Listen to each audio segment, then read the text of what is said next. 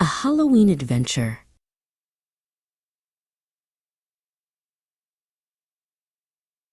Halloween is just around the corner, and the air is filled with excitement. My mom goes to the store and buys bags of delicious candy, crunchy potato chips, and yummy chocolate bars. These are for the trick-or-treaters, she says with a smile. My mom also buys me a special costume. It's a ghost costume. I can't wait to wear it and be super scary. My sister is going to be a beautiful princess with a sparkly wand and a shiny crown. My dad brings home a big, round pumpkin. We decide to make a jack-o'-lantern. We draw a funny face on it with a big smile and silly eyes. Then, my dad carefully carves the face with a knife. Our jack-o'-lantern looks so cheerful. Finally, it's Halloween night. My sister and I put on our costumes.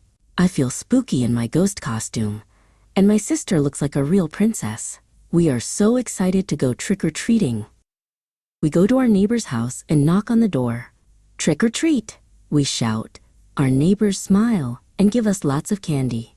Thank you, we say happily. We visit many houses on our street.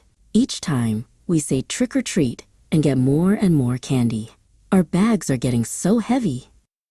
After a while, we go back home. Our parents look through our candy to make sure it's all safe to eat. They say it's all good. We eat so much candy. There are lollipops, chocolate bars, and gummy worms. It's all so delicious, but soon our tummies start to feel a little funny. I think we ate too much candy, my sister says. I have to agree.